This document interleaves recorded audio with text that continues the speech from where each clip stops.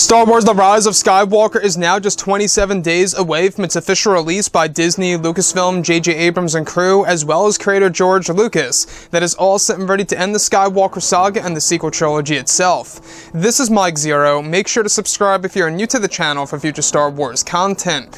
Now, one aspect of Episode 9 that a lot of fans are either very worried about or are very excited about is exactly how true it's going to be to Star Wars as a whole. When we look at Star Wars and how George Lucas created this thing back in 1977 and continued it on with The Empire Strikes Back, Return of the Jedi, and the prequel trilogy, a lot of fans are just hoping that this movie is going to be, by far, a very true and authentic Star Wars film, and the best of the sequel trilogy.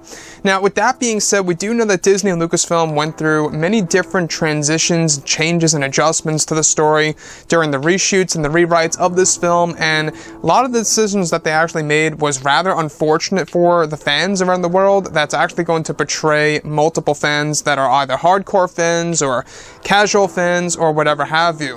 And with that being said, what's really intriguing about all of this, and rather unfortunate as well, is that it's explained that Disney and Lucasfilm went through many changes for the film during the months of August, September, and October, where Kathleen Kennedy wanted a different tone for the film.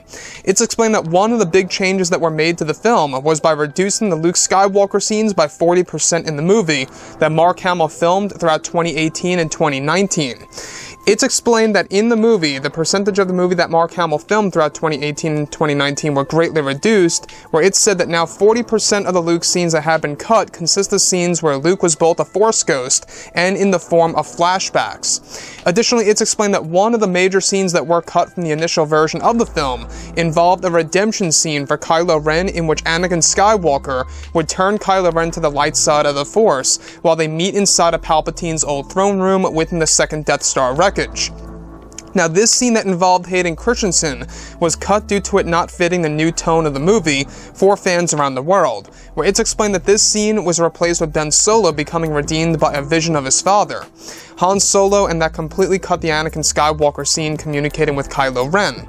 Additionally, it's noted that one of the major scenes for Palpatine that Kathleen Kennedy deleted and advised J.J. Abrams to leave out of the film involved the segment in which Luke Skywalker would taunt Palpatine as a Force ghost, and would even cause frustration with Insidious from seeing the spirit of Skywalker helping Rey and Kylo Ren. The scene of Luke taunting Sidious and confronting Palpatine was also cut from the film as they wanted to keep the scene simple and safe for a general audience that may not know the full history of the franchise from the originals to the prequels. Also, Disney and Lucasfilm reduced many of the flashback scenes of Luke Skywalker that would have included Luke Skywalker in action, and even a scene that was cut that actually featured Kylo Ren destroying Luke Skywalker's new generation of Jedi that would have served as an extension of the scene that fans saw in The Last Jedi by Rian Johnson. This was also changed due to Disney and Lucasfilm aiming for a new vision of the film, and making Rey the Chosen One was an idea proposed by Kathleen Kennedy, and that J.J. Abrams also thought it was fitting to the story, since she holds a connection to Palpatine's bloodline in the film, and that Anakin as the Chosen One will be handed over to Rey. One of the vital scenes shot by George Lucas was also cut from the film that involved multiple segments of the film as well. So let's go over a couple of parts about this. Now, the thing that's so worrisome about The Rise of Skywalker, I think, is of course how they made these big changes where you can already tell that the initial version of Episode 9 was far superior than how it is right now. That's trying to appeal more to the general audience. What do I mean by that? Basically appealing to every single person that goes ahead and sees this movie, whether you are a Star Wars fan or you're just not a Star Wars fan at all, want to go ahead and check this movie out without being confused.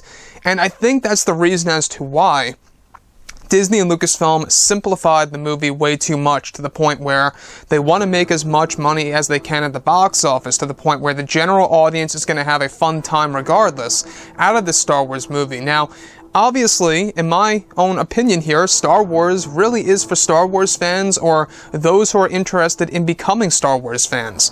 You know, it's very rare that you see people just going ahead and seeing a Star Wars movie for the heck of it without even knowing what in the world it really is. Meanwhile, it's been around for decades. You know, Star Wars is a gigantic franchise, and right now Disney and Lucasfilm, I feel, are just not treating it as best as they can at all. So the thing that really bothers me, and I will say how it bothers me, because they actually reduced 40%, alright, took away 40% of Luke Skywalker scenes in The Rise of Skywalker that actually consisted of both Force Ghost sequences, and not just that, but also flashback scenes by Mark Hamill. And we talked about this lightly a couple of days ago, and it originally was 30%, but apparently now it's 40%, upping it up, and really I'm not quite sure why Disney and Lucasfilm had to name the movie The Rise of Skywalker if they're reducing scenes that involve the Skywalker, you know, family, you know, like Luke and Anakin and stuff around those lines. Of course, this mostly alludes to how the ending leak that we went over is that Rey adopts the Skywalker name in one of the endings that they were testing with that apparently now is going to be a part of the finalized movie, is that Rey takes the Skywalker name, hence the Rise of Skywalker. And honestly, I just don't like that. That's just my honest opinion. I mean, I just don't like the meaning of the title pertaining to Rey. Now, of course, JJ stated that it's going to have multiple meanings, and we're going to have to see exactly what that really means. That could also have something to do with Kylo Ren, or maybe other different aspects of the film that we are currently, you know, unaware of. But the thing here is this: when you're doing things like that, like changing the Chosen One and reducing scenes of Luke Skywalker, where you know that a lot of fans want to see more Luke after The Last Jedi, of what they did with that character in both the flashbacks and in present time in Episode 8, and how now in Episode 9 they are completely turning the table here, doing a complete 180 while they're making all the changes, and while they made those changes in late summer into early fall of this year. And I think it's just a big mistake. I think that this is all heading in the wrong direction. I mean, I'm still a Star Wars fan. I'm still excited and curious about this movie. But at the same exact time, I will admit that I'm very much let down on some of the decisions by Disney and Lucasfilm of what they're trying to do with specific characters and sequences. And this just proves, in my opinion, that Kathleen Kennedy, I think, needs to be replaced, and somebody else needs to take over as president of Lucasfilm to handle the Star Wars franchise, and to really just carry it in a better and superior way. And Kathleen Kennedy, like I say, she's approaching 70 years old. She's almost up with her contract in 2021, so we could very well see her leaving Lucasfilm in just 2 years from now. It's very likely that that's exactly why she's allowing Jon Favreau now to look at every single Star Wars project and have a say in the matter, and even bringing on, you know, Kevin Feige into a Star Wars movie as a producer. You know, that could be another telltale sign that she's about to leave, and is kind of just slowly, you know, making baby steps one by one, and really kind of just forming a strategy of how she wants to make her exit. So this movie, like I say, 27 days from now, it will be released. A lot of fans will be able to express their opinions, their honest reviews. I know I will be expressing my honest reviews and opinions on this channel once it arrives on the 19th, which is when I will be going ahead and seeing this movie on the 19th of December, 6 p.m. It's going to be a very interesting experience.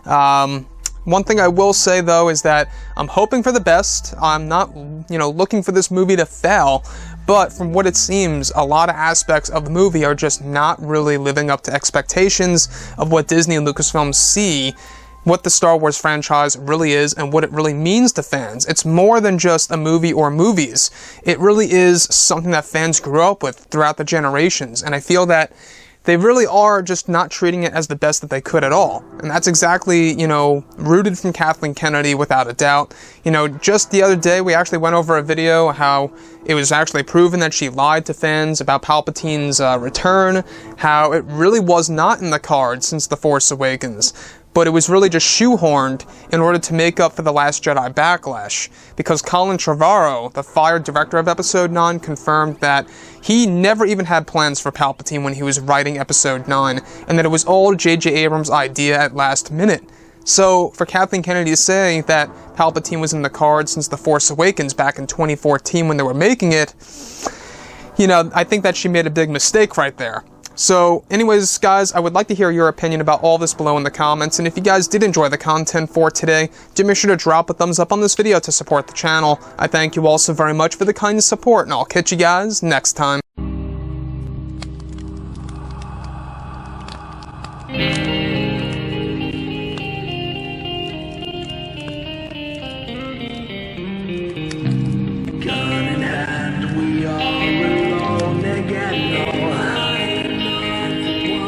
From night to moon we hear them moans again.